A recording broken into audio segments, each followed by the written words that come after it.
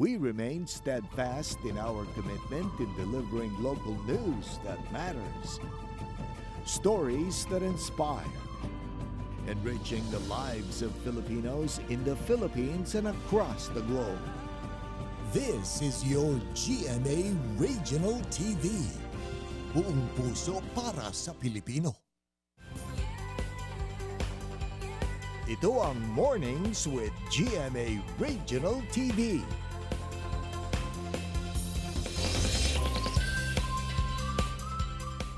Magandang umaga, ito ang Mornings with GMA Regional TV.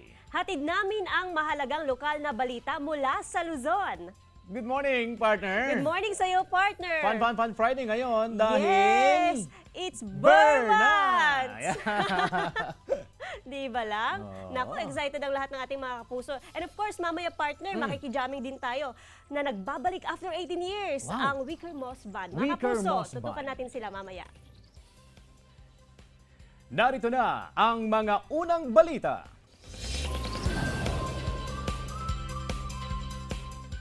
Mga kapuso, palayo na ng bansa ang Bagyong Goring pero nakataas pa rin sa Blue Alert ang Dagupan City DRRM office. Binabaha pa rin kasi ang ilang pangunahing kalsada sa lungsod dahil sa high tide at pag-ulan. Dahil dito nakararanas ng mabigat na daloy ng trapiko. Napipilitang lumusong sa baha ang ilang estudyante. Pahirapan ang ilang mga magulang sa paghatid sundo sa kanilang mga anak. Patuloy ang monitoring ng CDRMO sa mga barangay na apektado ng pagbaha. Lalo't bukod sa umiiral na habagat, may isa pang bagyo na minomonitor ng Pag-asa. Dahil sa masamang panahon, nagpatupad ng class suspension sa ilang lugar. No classes sa Dagupan City all levels. Maging sa Apari, Cagayan, wala ring pasok sa buong Metro Manila. Ilang bahagi ng Cavite at ilang lugar sa Central Luzon nagdeklara ng no classes all levels sa Angeles City at Masantol sa Pampanga. Dahil din sa epekto ng bagyo, pinalamig ang paghahain ng Certificate of Candidacy sa ilang lugar, kabilang ang ABRA na mag-extension ng COC filing from September 1 hanggang 4 at hanggang September 3 naman sa Ilocos Norte. Puspusan ang pamamahagi ng fertilizer discount voucher sa aabot sa mahigit 2,000 na magsasaka sa Kalasyaw, Pangasinan. Malaking tulong umano para sa mga magsasaka ang diskwento sa pataba dahil sa mataas na presyo nito sa merkado. Tiniyak ng Municipal Agriculture Office na dumadaan sa masusing verification at assessment ang mga benepisyaryong magsasaka. Patuloy rin ang pagsasagawa ng geotagging assessment ng tanggapan sa mga sakahan para ma-verify ang listahan ng mga lehitimong magsasaka. Matinding kalbaryo sa mga motorista ang iniwan ng Bagyong Goring sa Sulana, Cagayan. Nasira ang bahagi ng tulay sa barangay Karilukod. Nananatili ring malakas ang ragasan ng tubig. Tinabunan ng lupa ang nasirang bahagi ng tulay para may madaanan ang mga motorista. Malaking paaralan sa Bugay, Cagayan, abot 50% ang napinsala ng buhawi. May live report si Russell Simorio. Russell.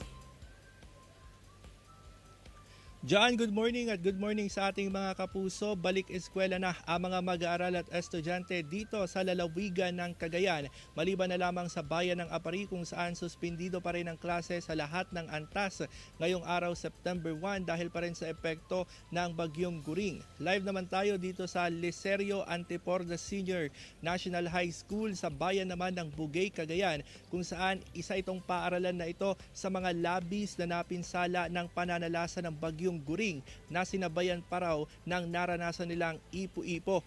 More than 80% na mga classroom dito napinsala, nasira dahil sa naranasan nilang malakas na hangin. Ipakita ko lang yung sitwasyon, Joanne, dito sa likod ng paaralan. Makikita natin, nilipad yung mga yero, kaya ganyan na lang yung natira sa bubong, nasira itong mga yero, no? At maging yung mga pinto ng mga classroom dyan, yung ilan ay talagang itinumba, natanggal mula sa pagkakakabit dahil dito sa epekto ng bagyong Guring. At ang nakapanlulumo, sabi ng mga teachers, ilan sa mga classroom dito ay mga bago pa lang, kaya ganun na lamang yung kanilang panlulumo. Ilan din sa mga nasira, yung ilan sa mga gamit nila dyan sa loob ng classroom. At bukod dito sa likod ng kanilang paaralan, marami pa doon sa mga classroom sa harap naman ang talagang nasira dahil sa pananalasa ng bagyong Guring. At makakasama natin mga kapuso ang kanilang principal ng Licerio Antiporda National High School na si Ma'am Nympha Alagaw. Ma'am, magandang umaga po. Magandang umaga, sir. Ma'am, nabanggit niyo po yung word kanina na devastation. Ano po ba yung nangyari dito sa paaralan po natin, ma'am? Actually, sir, ito pong nangyari kasi during the Typhoon Egay, it was already devastated. And then here comes another typhoon, Bagyong Guring, with another tornado. So ito ang nangyari ngayon sa paaralan namin. That is why we are now implementing the alternative delivery mode para sa ganon, mabigyan pa rin namin ang mga estudyante ng nararapat na edukasyon.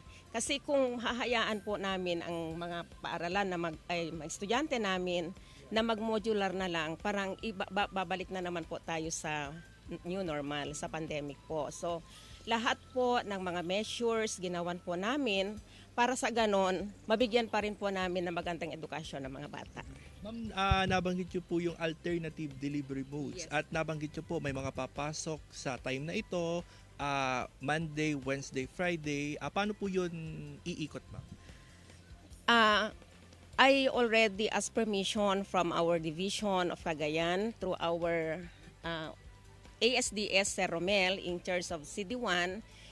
In-approve naman niya po dahil wala po kaming magagawa dahil konti lang po ang available classroom, na sinabihan na rin po ako ng engineering department ng division na hindi po pwedeng gamitin ang most of the classrooms here. So yung MWF po kasi this week, for example, MWF ang 3 grade level, TTH ang ibang grade level. Sa susunod na linggo, yung TTH sila naman ang mag-MWF, and then yung MWF ngayon sila naman ang mag-TTH. So yung hindi papasok, magmo-module po sila, and then yung papasok sila yung face-to-face. Ma'am, meron na po ba tayong pakikipag-ugnayan sa Department of Education para sa mabilisan po sanang aksyon dito sa mga nasira po na silid-aralan ng Licerio Antiporda National High School? Meron na po, sir. Pumunta na rin po dito yung mga engineering department namin sa Division of Cagayan, and hinihintay lang po namin kung magkano po talaga yung total damage ng school. So sila po ang nagsabi sa amin na unsafe for sa mga bata yung mga classrooms namin. Pero hindi natin masabi, ma'am, no, kung hanggang kailan ipatutupad yung alternative delivery modes dahil hindi din natin alam kung kailan po matatapos yung rehabilitasyon, kung meron sana. Yes, sir. Yun po sana ang appeal ko sa Department of Education through our secretary. Kahit pa man dito sa baba, nagbigay na rin po sila ng instruction sa akin kung wala pong action sa taas. Kaya I'm appealing to Secretary Duterte na sana mabigyan po kami ng agarang solusyon para sa eskwelahan namin para ma-rehabilitate, sir. Maraming salamat mga kapuso. Nakasama po natin si Ma'am Nympha, ang Principal 3 ng Licerio Antiporda Senior National High School dito sa bayan ng Bugay. Pero ang kagandahan, Joanne, ay nakita natin yung bayanihan ng mga guro, pati na rin yung mga magulang na mga mag-aaral dito na talagang nagtulungan para kahit papaano malinis itong ang paaralan na sinalanta ng Bagyong Guring. Yan muna ang latest mula dito sa bayan ng Bugay sa Cagayan. Balik sa iyo, Joanne. Maraming salamat, Russell Simorio. Binaha ang 5 barangay sa Paway, Ilocos Norte dahil sa pag-ulan. 5 pamilya o katumbas ng 15 individual ang inilikas. Hekta-hektaryang palayan ang nalubog sa baha matapos umapaw ang ilog. Nangangamba rin ang ilang magsasaka sa Bacaray, Ilocos Norte na wala na silang aanihin dahil 2 beses nang nalubog sa baha ang kanilang pananim na palay. Nasa flowering stage na raw ang mga pananim na palay ayon sa Municipal Agriculture Office. Maliwalas na ang panahon sa Batanes, ngunit hindi pa rin pinapayagan ang mga mangingisdang pumalaot dahil nananatili pa rin na nakataas sa gale warning. Sa inisyal na datos, walang naitalang malalaking pinsala ng mga nagdaang bagyo sa mga bayan sa probinsya. Naibalik na rin ang supply ng kuryente sa mga bayan, ngunit nananatiling 16 hours ang supply ng kuryente sa isla ng Itbayat. Nawalan din ng internet connection sa ilang bahagi ng probinsya. Bumalik na rin ang mga evacuee sa kanilang mga bahay. Mga minor landslides natin na-clear na po. Wala na pong problema sa mga roads and bridges natin.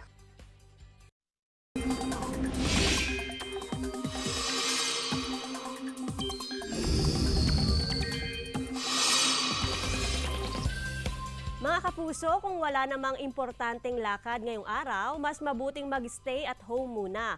Magpapatuloy kasi ang maulang panahon ngayong Biyernes. Nananatiling malakas ang hangin habagat na pinalalakas ng 3 bagyo. Ang bagyong Hana, dating bagyong Guring, at ang severe tropical storm na may international name na Kirogi. Namataan ng pag-asa ang bagyong Hana, 870 km silangan ng extreme northern Luzon. Taglay nitong lakas ng hangin na abot sa 110 km per hour. Wala pa ring nakataas na wind signal sa alinmang bahagi ng bansa. Base sa forecast track ng pag-asa, posible ngayong weekend lalabas sa Philippine Area of Responsibility ang bagyong Hana.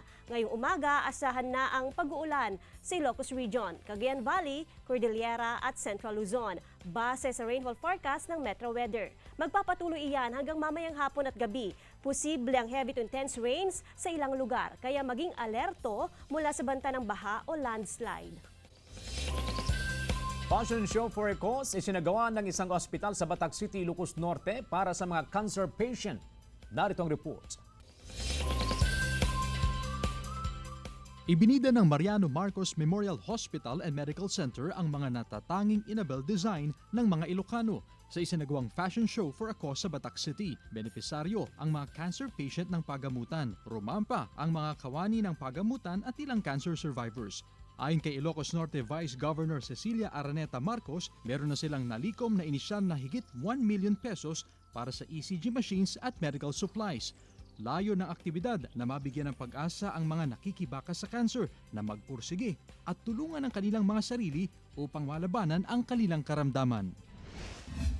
Sa Guagua, Pampanga, sa pool sa CCTV ang pagbangga ng jeep sa van na nakaparada sa isang gas station, pero imbes na umabot sa demandahan, blessing in disguise pa ito para sa 64 anyos na jeepney driver na si Victor Sison. Ibinalik ng magkapatid na sina Carla at Camille ang 3,000 pesos na danyos na ibinayad ng jeepney operator. Sinorpresa pa nila si Lolo Victor ng grocery at pera na umani ng paghanga sa mga netizen. Naunawaan daw nila ang pagkakamali ng matanda. Pasalamat na lang nila at walang nasaktan. Pinag-iingat din nila si Lolo Victor sa pagmamaneho. Chris Zuniga para sa Mornings with GMA Regional TV. Mga kapuso, tutok lang dahil magbabalik ang Mornings with GMA Regional TV.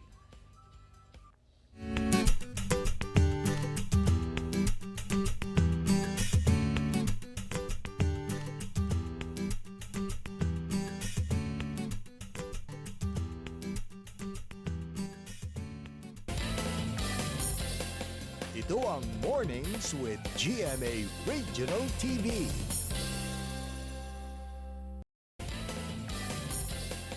Ito ang Mornings with GMA Regional TV.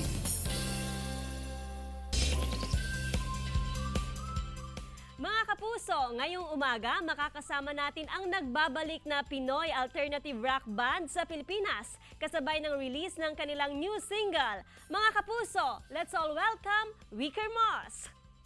Good morning, Rayman, Roger, Allen, and Carmi! Welcome to Mornings with GMA Regional TV. Morning. Good morning. Oo. After 18 years, nagbabalik ang Wicker Moss. Pakikwento naman sa ating mga kapuso, what's the story behind? Ano po yan?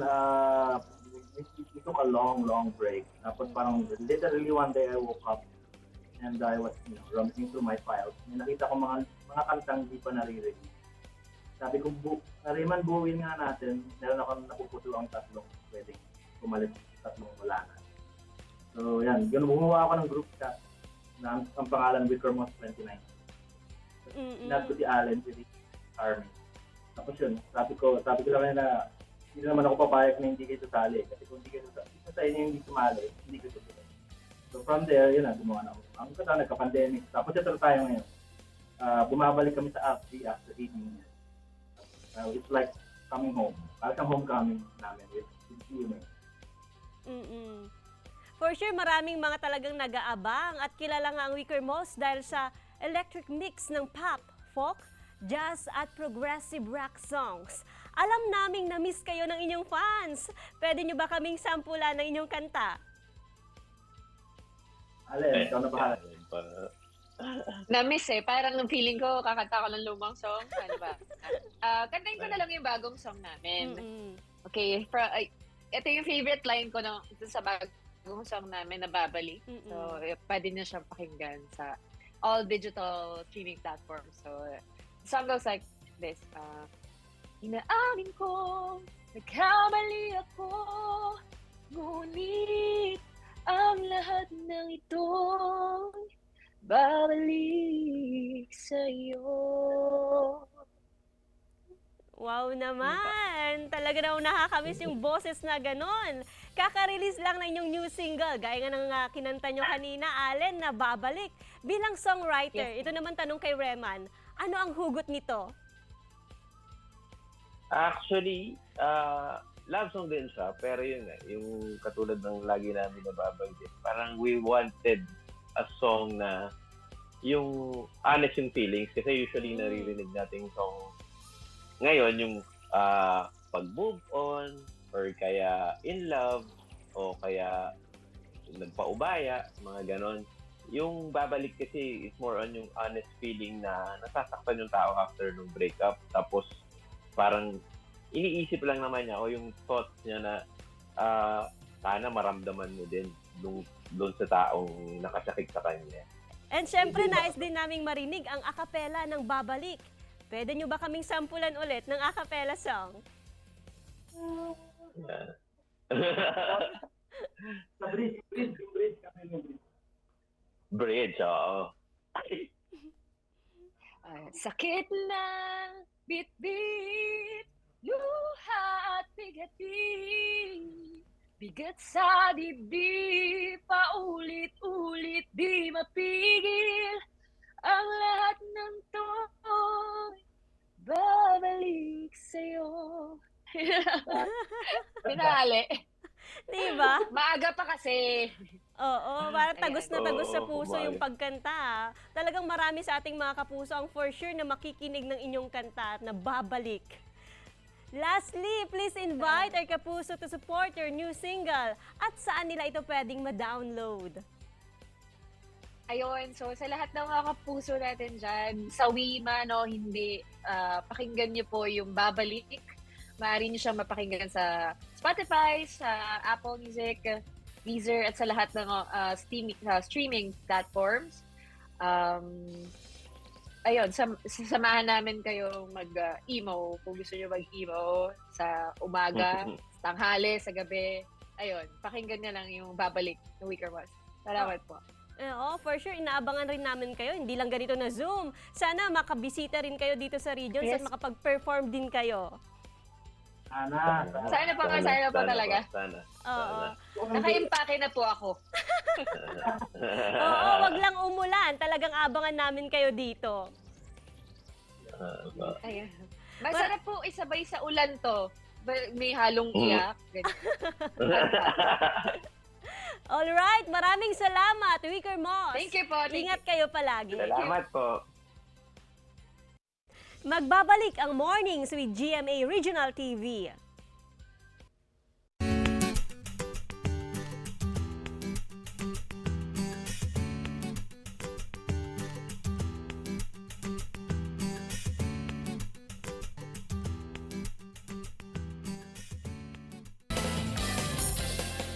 Ito ang Mornings with GMA Regional TV. Ito ang Mornings with GMA Regional TV.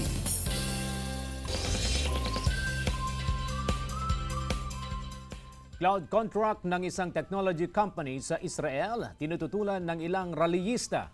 At 2 katao nasawi sa missile attack ng Russia sa Kyiv, Ukraine. Tunghayan sa Globalida. Nagrally sa San Francisco, California kung saan gaganapin ang Google Cloud Conference ang mga kumokontra laban sa kontrata ng Israeli government para sa serbisyo ng technology company sa kanilang public sector at militar. Ayon sa No Tech for Apartheid campaign na binubuo ng mga dating empleyado ng Google, activist at community member, nagagamit daw ang ganitong teknolohiya para sa surveillance at racial segregation. Wala namang pahayag ang Google sa rally na sinalihan ng abot sa 100 protesters.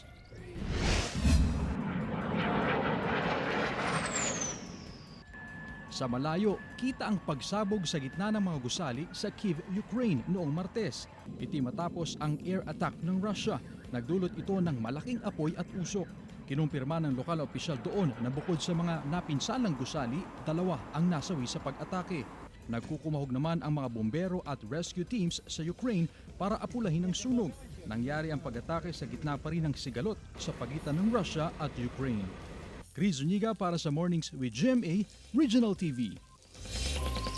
Kambal sa Lipa City, Batangas, parehong nagtapos bilang magna cum laude. Tunghayan sa reports. Nagpamalas ng dobleng talino ang kambal mula sa Lipa City, Batangas. Consistent honor students sina Royce at Rainier na nagtapos sa kursong Bachelor of Science major in Psychology na parehong magna cum laude. Para sa kambal, hindi naging mahirap ang pag-aaral, lalo't kasangga nila ang isa't isa. Sa ngayon, pinaghahandaan na ni Royce at Rainier ang kanilang board exam. Wala namang mapagsidla ng tuwa ang kanilang mga magulang na proud sa achievement ng kambal. Suportado rin daw nila anumang karera ang tahaki ng dalawa. Mensahe lang nila na palagi silang magmahalan. Small but definitely terrible ang dalawang elementary students ng Goa Central School, si Camarines Sur, na parehong nakasungkit ng parangal sa Hong Kong International Mathematical Olympiad na ginawa noong August 26 to 27, 2023. Ang 9 na taong gulang at grade 4 student na si Liam Andre de los Santos nakapag-uwi ng gold medal, habang ang 11 taong gulang naman na si Jake Aidan Iglesia, maliban sa nasungkit na gold medal, siya rin ang world champion sa nasabing kompetisyon. Bata pa lamang daw sina Jake at Liam ay nakitaan na talagang mga ito ng interes sa mathematics ng kanilang mga magulang at madalas ring laman ng iba't ibang kompetisyon sa mathematics. Joan Punsoy para sa Mornings with GMA Regional TV. Bea Alonzo at Dennis Trillo aabangan sa Love Before Sunrise ngayong Setyembre. Tunghayan sa ulat ni Claire Lacanilaw. Excited na ibinahagi ng kapuso actress na si Bea Alonzo ang taping ng pinakaabangan series ng GMA, ang Love Before Sunrise. Dito makakatambal niya ang kapuso actor na si Dennis Trillo. May kakaibang chemistry daw ang dalawa. Kaya ngayon pa lang, siguradong aabangan ang pinakabagong romance drama series ng GMA. Dito sasagutin ang mga katagang What If Destiny Puts You in Never-Ending Goodbyes? How Will Your Love Prevail? Ipapalabas ang Love Before Sunrise ngayong Setyembre sa GMA. Trending ngayon ang nakakaaliw na video ni Camille Prats at Maybelline de la Cruz na magkasama sa isang afternoon show noong 90s. Gumawa sila ng S-Musky 2023 version na kinagiliwan ng kanilang fans. Musky, yours Muse. Bakit ka ba naglalasing? Kasi may gusto akong kalimutan. Ano? Gusto kong makalimutan kasi. Magiging reunited naman ang dalawa on TV para sa upcoming show na Lilet Matias Attorney at Law na ipapalabas din sa GMA. Claire Lacanilaw para sa Mornings with GMA Regional TV. Mga kapuso, gagawin naming mas inspiring ang inyong morning dahil oras na para sa ating #MorningFeels.